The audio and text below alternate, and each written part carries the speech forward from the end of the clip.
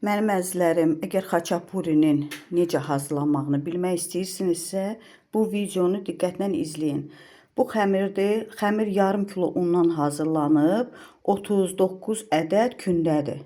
39 ədəd. Burada içli Holland pendiri, bir də kəsmikdir. Duzsuz kəsmik. Bunları qarışdırırıq.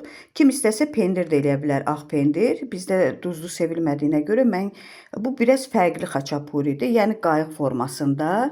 İndi isə bunların hamısını şəkərbura xəmiri kimi bax belə yayacağıq bunların hamısını.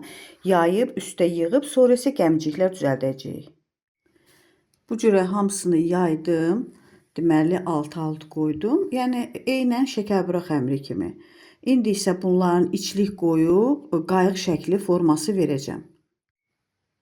Baxın bu formada bunları yığdıq. Deməli kündələrimiz hələ qalıbdır. Dediyim kimi bunların içərisinə hərəsinə 2 çay qaşığı içlik qoyuruq. İçlik də nədən ibarətdir? Kəsmikdən, bir də Holland pendirindən. Üzərinə yumurta sarısı çəkəcəyik və duxovkada bişirəcəyik üzü qızarana kimi. İnanın çox mükəmməl bir dadı var, çox fərqlidir.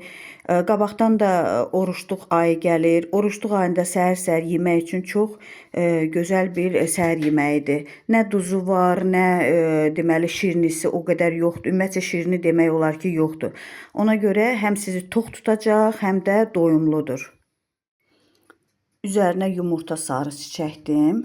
Başqa heç bir şey. Üzərinə yumurta sarısı və duxovkanı deməli qızdırmışam 200 dərəcəyə kimi. Qızmış duxovka olmalıdır. Hardasa 20-25 dəqiqə bişəcək. Mənim əzizlərim, bu deməli xəmirin, yəni xaçapuri xəmirinin özəlliyi ondan ibarətdir ki, bu soyuducuda saxlanılır 2 saat və resepti də budur. Yəni kim istəsə özü üçün qeyd eləyə bilər. Yarım kilo undur, 150 qram, mən kərə yağı etmişəm, siz istəsəz margarin, çorkadan keçirdirsən 150 qram kərə yağı, 2 xörək qaşığı duru yağ,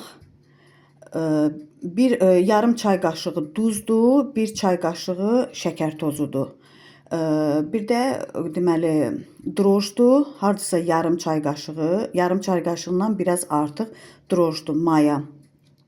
2 yumurtanı vurursunuz, elə sarılı, ağlı vurursunuz yumurtanı. Bir də süd də soyuq olmalıdır. Süd də necə? Nə qədər süd aparsa, bir o qədər xəmiri yoğururuq. Və bu arada deyim ki, yağı çorkadan keçirmək lazımdır. Yəni süzgəcdən keçirmək lazımdır. Bax bu cürə süzgəcin bu gözündən, bax bu gözündən keçirdirsiniz. Yəni bərk halda, soyuq halda olmalıdır. Yağ, ümumiyyətcə bütün ingrediyentlərdə hansı ki nə işlədirik onlar. Və qoyuruq soyuducuya harca 4 saat, 5 saat, 2 saat, ən azı 2 saat qalmalıdır.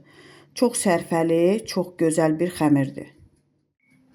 Siz bunların gözəlliyinə baxın. Baxın bişdi. İnanın o qədər gözəl xəmiri, o qədər gözəl teksturası var ki bunun. Super, super. Eləsəz heç vaxt peşman olmazsınız. Xəmirin də reseptini dedim mənim əzizlərim. Bu yəni çox orijinal bir şeydir. Yəni hamıda olan bir şey deyil. Həm də süfrəyə qonaq qabağına da çıxarda bilərsiniz. Ümumiyyətcə çox gözəl reseptdir. Buyurun faydalanın hamınız. Kim etsə nuş olsun. Sağ olun.